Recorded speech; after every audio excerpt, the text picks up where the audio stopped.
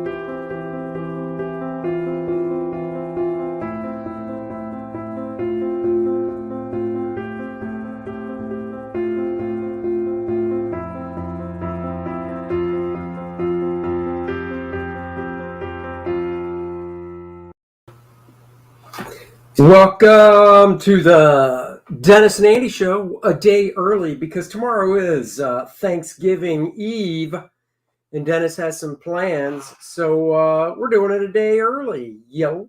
And why? Because we got so much to cover today. We went to a fun convention over the weekend and we had a blast. We picked up some good spoils. And we definitely, hey, Michael, we will be talking Ghostbusters. So we went and saw Ghostbusters Afterlife.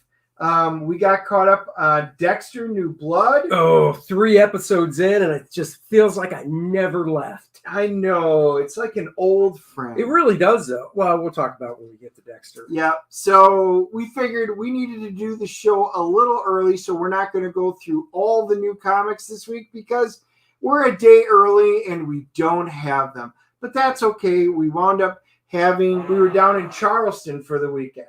That's right. And we had a blast at the convention.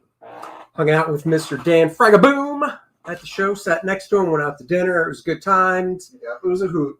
Saw some fans, some friendly faces as always. So yeah, it was a fun time at the show. Thought we'd start off by showing a little bit of the spoils, if you will, from the show that we picked up. Once again, Dennis has a huge stack. But I only bought some of the old stuff. I didn't bring any of there was one vendor there that had a lot of the indie stuff, and she had an incredible amount of great indie stuff, and I bought a lot from her. So much so that maybe I'll do a separate one this weekend, but right now I figured I would just bring some of the good old stuff. Dennis looks like the Bizarre World version of himself with a goatee. He's the rough and tumble Dennis. I am, as they said on last week's episode, I am like the Mirror Universe, Mr. Spock. And of course I had it. So yeah, we'll see. We'll see how long this lasts. My wife thought she would like it for No Shave November. We'll see how long this lasts. Oh, all this goodness lasts until Thursday next week. Because that's December 1st. And then the razor comes out. Does it now? Oh, yeah. Oh, I would keep that. I would keep this. No, that's not going to happen. You know, Captain Picard would be proud of you. Nope. All right, I'll dive in first. I only picked up 4. Look at these 4 books. Oh, of course. From the con. You know, I picked up 4. That was it. So I got me Spider-Man number 35. It's part of the Maximum Carnage. You're going, why? Why do you have it? I picked it up because Tom Lyle drew it. Tom, I've known since I was 15. He unfortunately passed away in 2019. And, you know, I know the book goes for a little more than $5. I thought it was a good deal. So I picked it up. So I got that. I got Lord of the Hidden Jungle, Kazar number 7. You're like, why would you get Kazar number 7? Well, I'll tell you, if you go back and watch our Bob McLeod interview show, one of Bob's first inking jobs at Marvel if not his first thinking job, was this issue of Kazar over John Buscema's breakdowns. So you got me at John Buscema, and when it's somebody's first work, if I can get it, I am all there. So I got it. So I got that as well. I picked up what I refer to as a birthday book. What's a birthday book? A birthday book is a book that came out on the month that I was born. And so it's cover dated January, but it came out in November 1969, Silver Surfer number 12. It's a good issue, fighting the Abomination.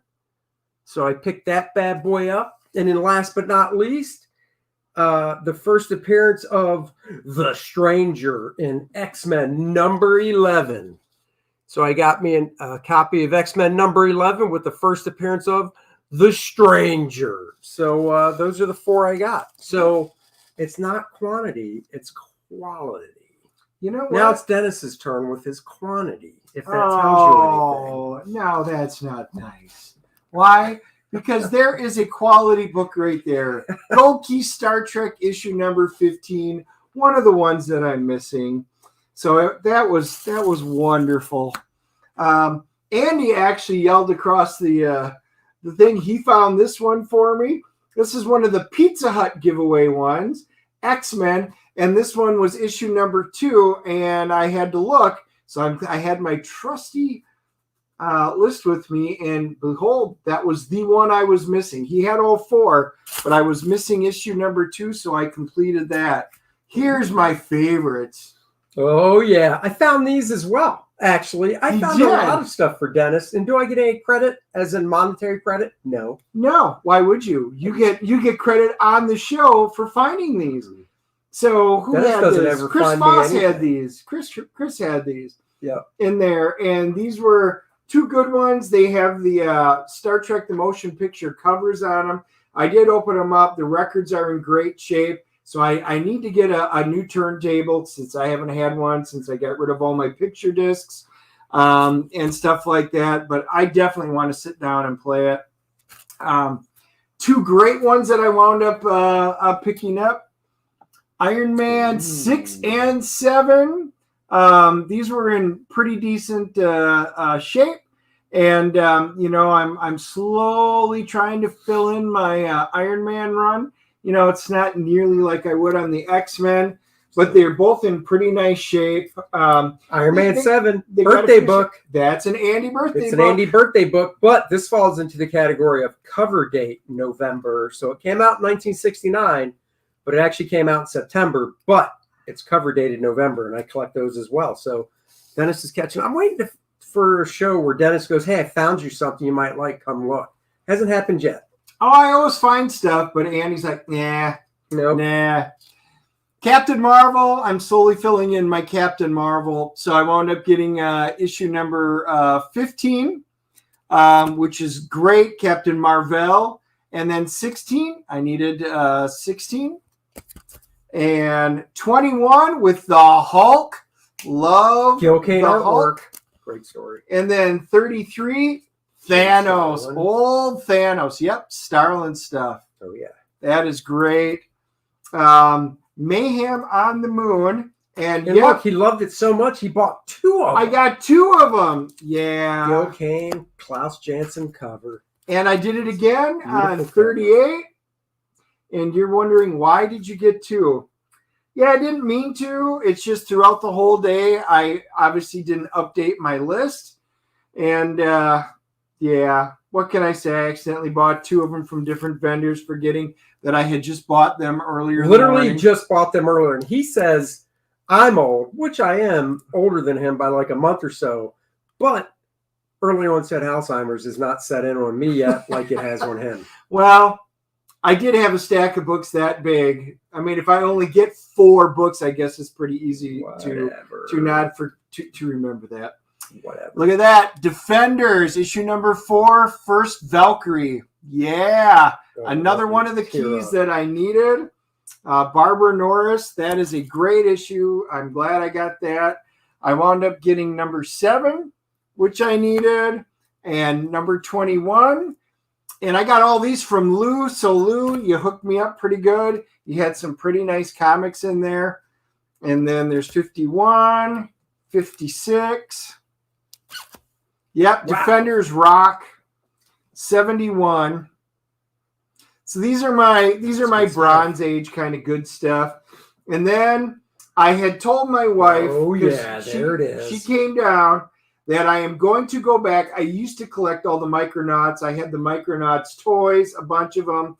And then I decided I had all the comics and I wound up getting rid of them, unfortunately.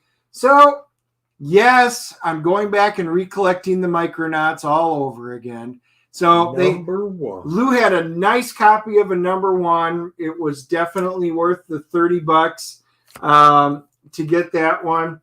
And then you all know that I have to get everything especially in the old X-Men. This is New Mutants issue number 100. Yes, it is signed by Rob Liefeld, but that isn't what's cool. It is the second printing. It's the silver one. So I've got the regular one. I do not have the second printing or the third printing. So that knocked off. What's the third? Gold? Yep, it's got the gold printing. Nice. So needless to say, these were some of the older ones that I filled in. And that one was signed by Rob. So, I mean, again, kind of killed two birds with one stone. So that's it for the older books that I got. I didn't bother to bore you guys with the stack of all the really cool independent stuff that we found. And this week, X-Force 30th Anniversary Special by Rob comes out. I know. You know, I may have to try and swing in right when the shop opens on the way up north. I just might have to. There's a lot of good books coming out. Superman 78, issue number 4. 78, number 4. So there you go. So that's very cool. Let's see. Oh, all right. Let's see. Dennis always is the one that shares images. So we're going to see. We're going to talk about some stuff. Let's see. I never know till the show. What?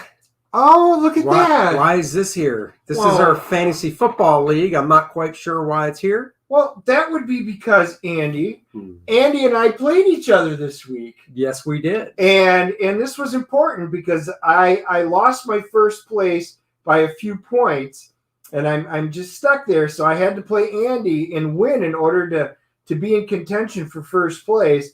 And Andy was ahead going into last night. And I only needed 3 points to tie, 4 to win, and all I had was the Tampa Bay defense. And all I had was the Tampa Bay defense playing the Giants. I know. I knew he was going to win. There was no way they were going to lie down against the Giants. Well, they did lie down against the Redskins. So the Giants could have had a really good game. Well, they did not. Oh, Joe Bernardo, hello, aloha, go Ohio Buckeyes football. Well, there you go. Oh, nice. Well, maybe it'll be Ohio State and the Wisconsin Badgers in the playoffs. Damn you, Andy. My Giants. Giants suck. In fact, going into the weekend, before we talk Ghostbusters, and I am number 6 on this list, by the way, but my daughter is number 3, one behind Dennis. He is the Dirty Boys. That is Andy. That's right. Yes, Courtney is the Skywalkers. Yes, they are. But here's the fun thing. Going into this weekend, Dallas was 7-2, and then all the rest of the NFCs were 3-6. So I thought to myself, I don't feel confident with them beating Kansas City, which they did not. But I also thought, let's say they lose. They go 7-3. Not bad at all. And let's say everybody else wins. Oh, so they're 4-6. Quite still a comfortable 3-game lead. So I'm fine with that because Philly won. Washington won. Giants are now in last place. It's all good still. It is the NFC East. It is. That is what you can always say. That's right. All right, moving on. Football. Ghostbusters. So we were all excited to see this. Ghostbusters. My wife went. His daughter went. My wife was dying to see this movie. I crossed my fingers that this was going to be a good movie and not the shit show that was the last Ghostbusters 2016. But we did not cross the streams, just our fingers. Correct. This movie, I saw the only things I saw before going into it were I laughed, I cried, it's full of heart, blah, blah, blah. And not making fun of people that said that because they were on point. It was funny. The way they brought back, or the way they took the story and basically were able to spin it off of stuff from the original Ghostbusters. It's no secret that the mom, who is not pictured in this shot, but the mom, the son from Stranger Things he's from Stranger Things on the right. And then the daughter on the far left with one of the packs. Their mother is the daughter of Peter Venkman. And we're going to try not to do too many spoilers. Yeah. But we got to have to do a few in order to kind of get into a little of the detail. Yeah, we'll have to do a few. I will say, standout actor in the whole movie is the girl that played Phoebe. It's the girl. She's 15 years old. Her name's McKenna Grace. Well, she's 15 now. This was shot. She was probably 13 when this was shot. And she was playing a 12-year-old. So, yes. She stole the movie. Yeah, she was phenomenal. Everybody played their part well. But she was just hands down stole the show from beginning to end. Yeah, she was great. Paul Rudd was Paul Rudd, which if you like Paul Rudd, and I do, he played his part well and he was funny. It was enjoyable. Yeah. So the first thing that I was hoping was, and I think Joe kind of mentions it, he said, crossed my fingers that it wasn't Slow Woke Dune or Woke Ghostbusters. And it was not. No. Thankfully, they kept all of that out. This takes place 30 years after the original. Yeah. I mean, it pretty much, well, no. Almost 40. Almost 40, 37. yeah, because it takes place present day. Yeah. So it's 37 years after the original. So that's cool. Go ahead. I cut you off because you got the math wrong. Yeah, I know, because that's the problem. It's almost 40 years. It's 37 years, and she's the granddaughter, and they made her look very much. God, it was great. It Glasses. Yes. She's a little smarty pants, just like Venkman, was really smart, of course. Yeah. No, he's not Venkman. Egon. Sorry, Egon. Yeah, he's not on here, so you don't have to worry about it because he's dead. Yeah. Dude, wow, way to just... Well, it is. He's dead, but man, wow. Man, harsh, just the way he said it. Yeah, Egon. I'm sorry. Yeah, Egon, and our hope was that they were just going to do a nice job. The kids, which you could tell from the trailer, they wind up inheriting the house because they get evicted. And they try to figure out what's all out there. And, of course, bad things happen. And it all ties in to the original Ghostbusters 1984 movie. Gozer. Yes. The Gozer, you got the gatekeeper, and this all circles back to the original one. So I would recommend, if you guys haven't seen the original Ghostbusters in a while, watch that one first. Go see this, because it'll make absolute perfect sense what they were trying to do. The only negative that I have, and I really mean the only negative, it took them a little while to step things up and present it. So it was a slow burn at the beginning, but it was done so well because they really needed that time to introduce the characters, so you got a feeling for it. And you did. I liked every character in here because they went through the time and effort to present them as fleshed out characters and not caricatures of, say, the Ghostbusters 2016. Right. And, it's no surprise. The surviving three, Bill Murray, Dan Aykroyd, and Ernie Hudson. It's no surprise they show up. Annie Potts, she shows up as well.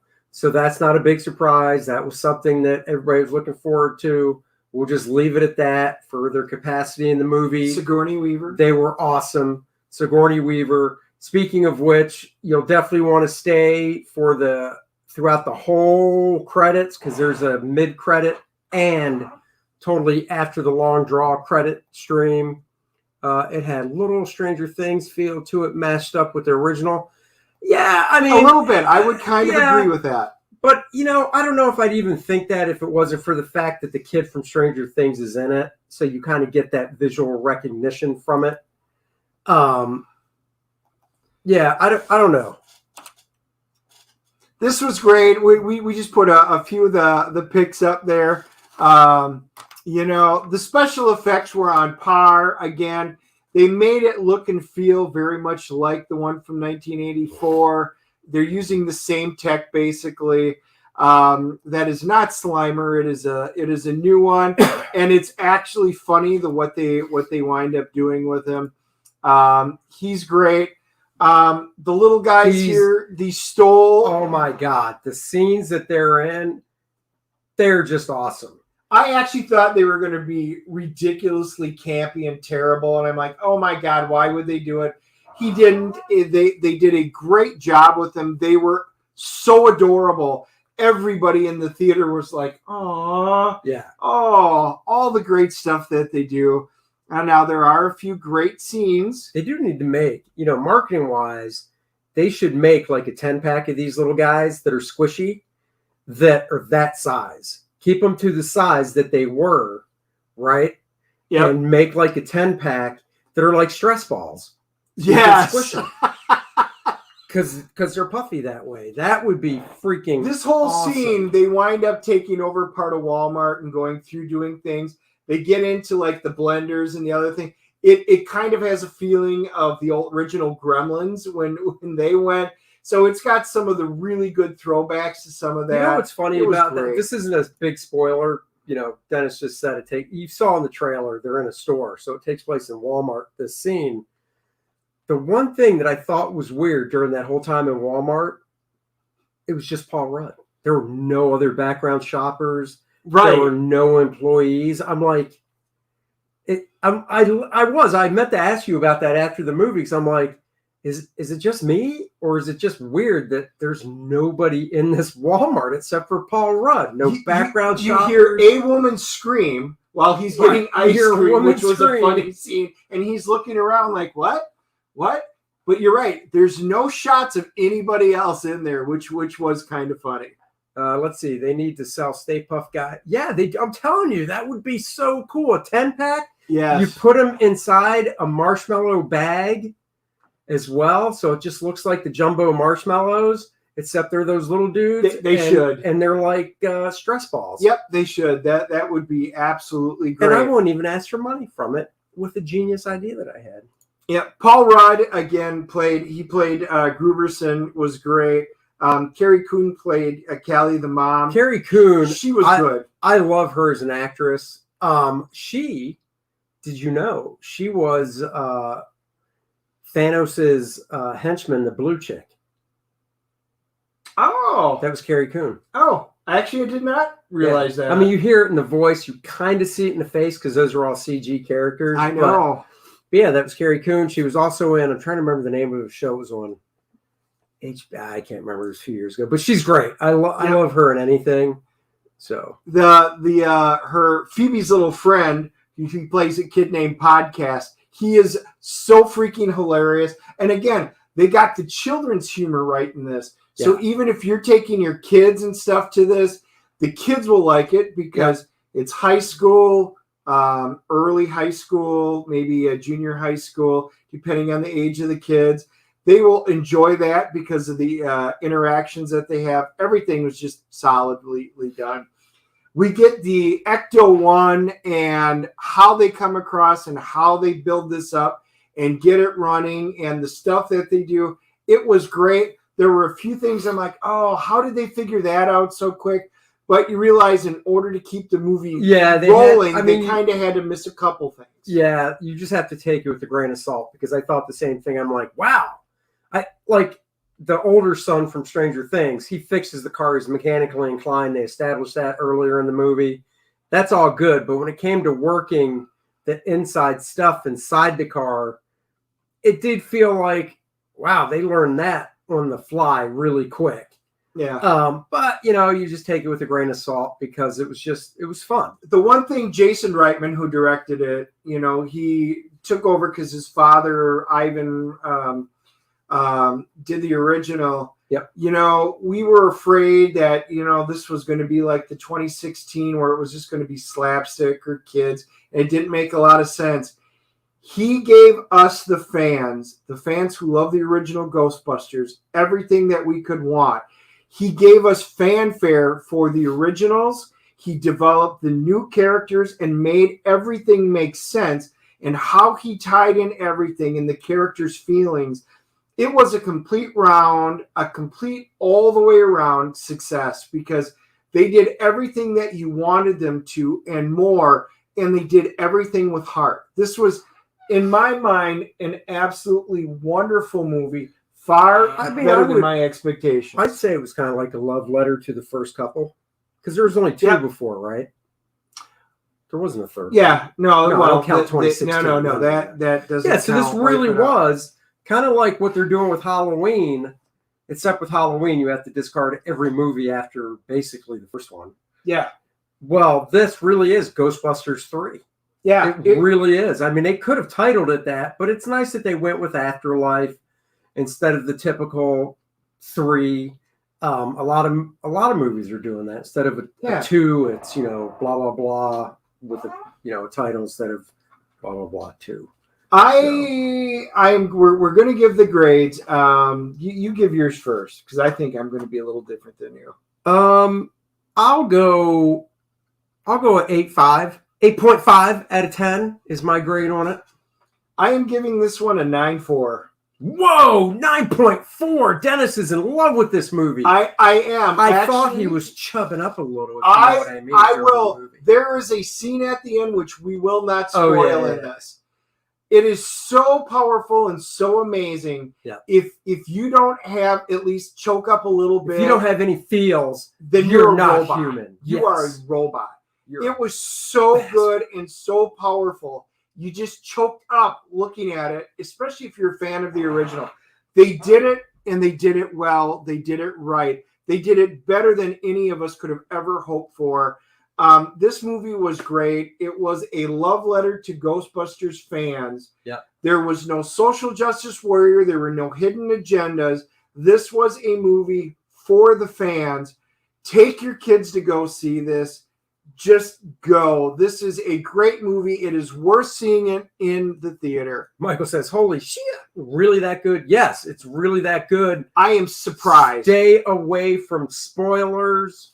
Stay away from anything. You don't want anything given away. We didn't give anything away. Basically, we just talked about the stuff that was in the trailer and the fact that, they did good character building and stuff like that.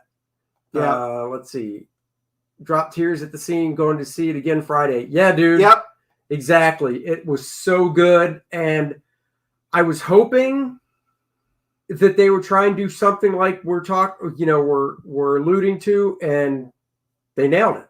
They just freaking nailed it. They did. I am probably going to try and take my niece and nephew to see it maybe tomorrow when we go up north. It is worth seeing for me a second time. As soon as it comes out, I will be buying this sucker. It is that good. I'll buy Ghostbusters 1 and then this one, and then I actually will be content. Yeah. I like when you say going up north. You make it sound like you're traveling really far.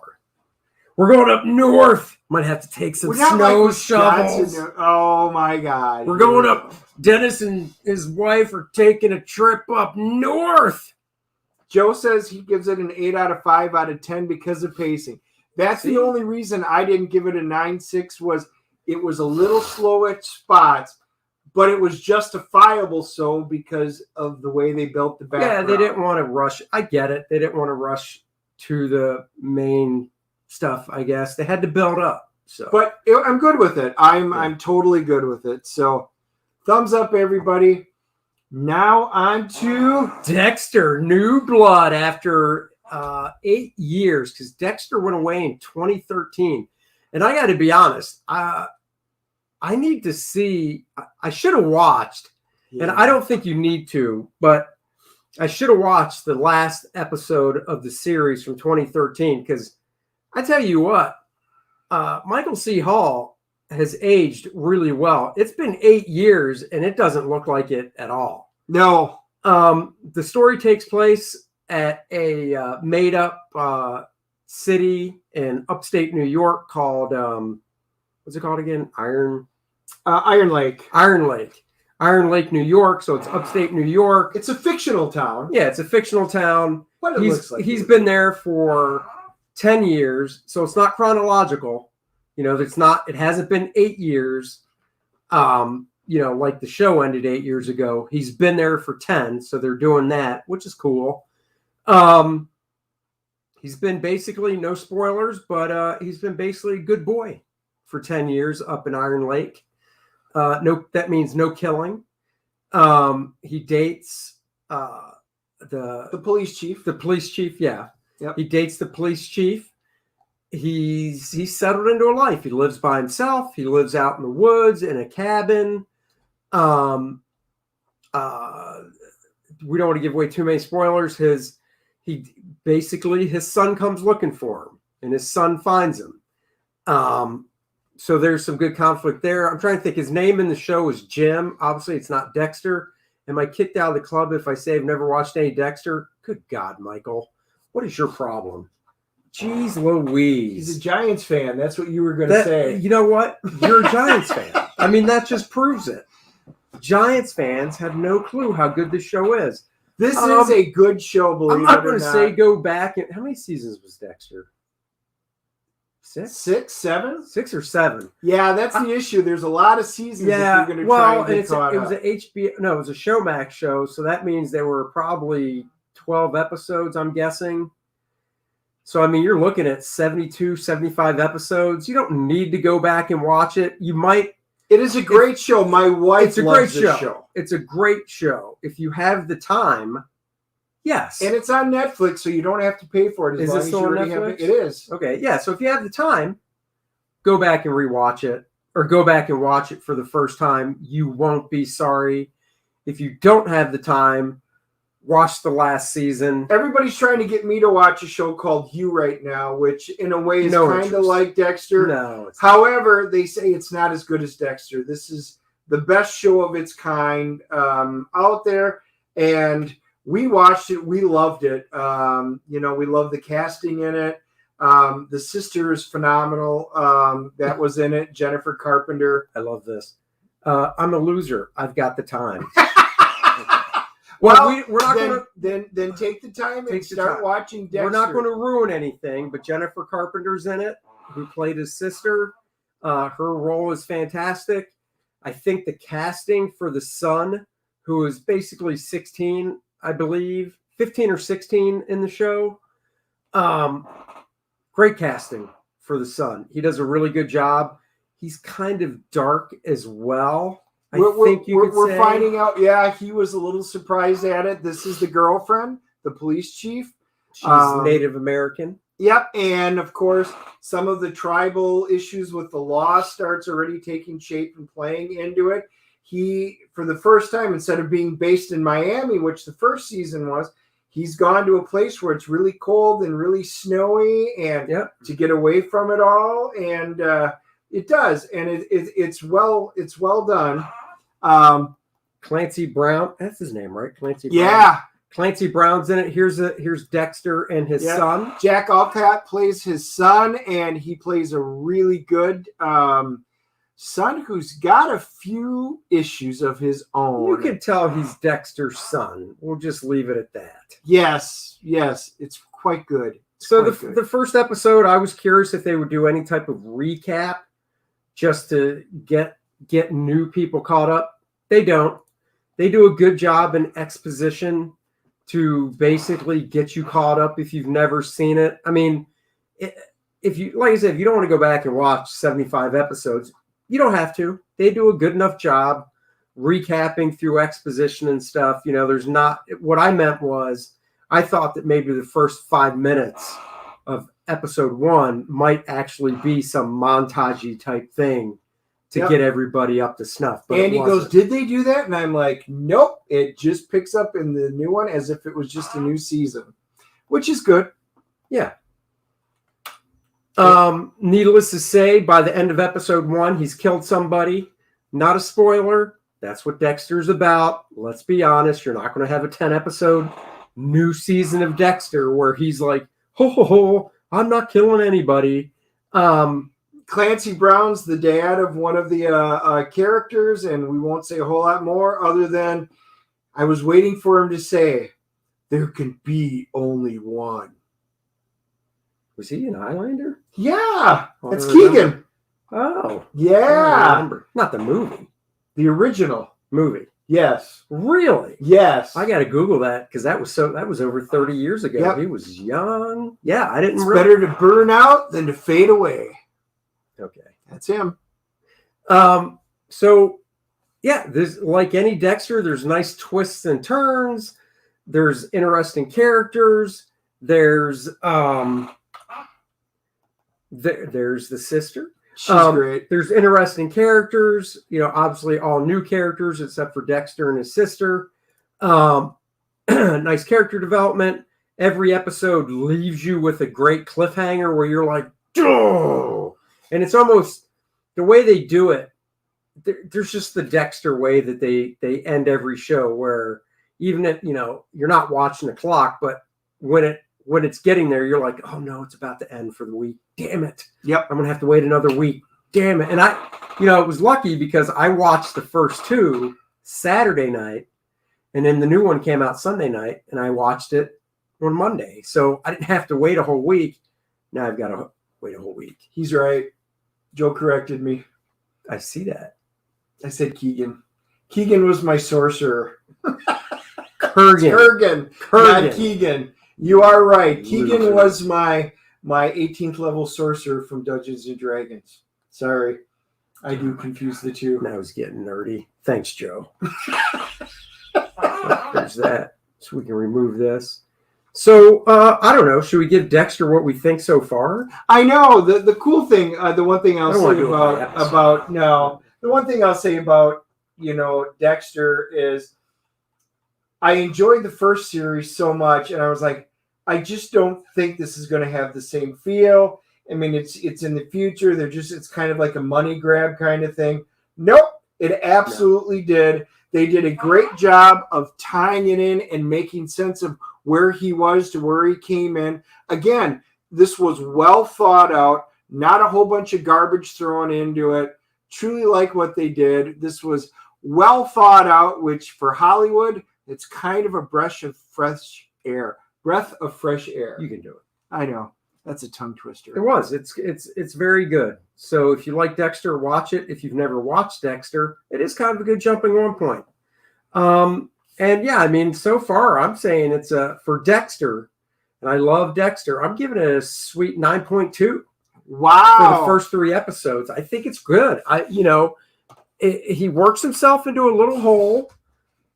Dexter does that he has to get out of. And that's, once again, if you watch the show, that kind of happens anyhow. But in the show, and we can talk about the show because it's, been off the air so long. In the show, he, like Dennis said, he worked in Miami. He worked for the police force. He was this lead CSI tech. Yep. Which is something his dad basically taught him and he taught him the whole code about killing and stuff and how to funnel his killing a certain way. And being on the police force there led him to be able to basically stay a couple steps ahead of the cops, but he would still get into these jams he had to get out of. Here, he works at basically a hunting store in town, and it's a small upstate New York town. And Dexter, he's not the owner of it. He's just an employee of this hunting store. Yep. Joe says, so Dexter isn't Star Trek Discovery in Good Times? No, it's so much better. I'm telling you, Joe, after that first episode of this season of Discovery, God, I didn't think it could get worse. But they proved me wrong. Damn it. I know. I am going to give it an 8.5. So you and I are son kind of of a swapping bitch. from the movie to this. I think it's quite good. It's got a lot of the feel of the original one. They built it up, and you could jump onto here without necessarily knowing what happened in the original ones, because they do a decent job of explaining slowly what happens. So if you want to just jump on, you could, and you don't have to. You wouldn't be completely lost. But if you do go back and watch the first seasons, you'll understand it just better. So all in all, the acting is good, the pacing's good, the storylines have been solid, And I think I've enjoyed it. choosing a different setting totally to really make it something new. So going from balmy, nice, beautiful Miami up to cold in the dead of winter. Because I mean, they could have done New York, upstate New York in the summer, but no, totally 180 degree it from hot and sunny to freezing and frigid, and especially ice when cold. he's not used to it. I mean, Well, he's been serial there for 10 killer years. that's but not for killing. Right. There's all new challenges. It's an all new killing field. Frozen Lambeau. Oh wait, not Lambeau Field. No. Nobody would do that in wants to go Lambeau. there. Oh, you just the fact you came over here with that garbage shirt on. No, proud. Even with that loss yesterday. It's kind of funny that they have the same record as the boys. Oh, aren't the boys are 8-3? Aren't they 7-3? Yeah. Yeah, that's not the same record then. Percent wise, it is. No, it's not. Sure, it is. 8-3 and lost- 7-3. Well, it's not my fault you haven't had a bye week yet. When's your bye But week? that is not the same percentage. When's your bye week? It's 2 not the weeks. same. God, 2 weeks. What's taking them so long? I don't know. I don't make the schedule. Jesus. If I had my way, it would have been the bye week when Aaron got COVID, Yeah. even though he felt fine. The coof. So there you go, guys. We hope everybody has a very happy Thanksgiving. We do. Um, And for those of you that are going to watch this show later, because we know we sprung it on you, feel free after you watch Dexter or Ghostbusters, leave your comments below. We would love to chat with you and get your opinions on them. Yes. Or we'll see you on the next live stream next week. That's right. So, and of course, remember, First Man 2 Learning Curve is up in demand. Link in the description below. If you love superhero comics with no woke BS SJW agenda, then this is the book for you. Just good old superhero fun, reminding you of the Silver Age of comics when they were the best. You can go check it out on Indiegogo. Please back it if you haven't. If you have, thank you so much. Share it around. And if you've backed it and you want to sport a classy First Man t-shirt with Penumbra on the back, get yourself one. And you can support it that way as well. Until next time, happy Thanksgiving. You're very welcome. Thanks for the show. You got it. Have a happy Thanksgiving. You too. You too, Joe. Thank you so much for watching, everyone. We are going to be taking off in the usual way that we do. Bye-bye, everybody.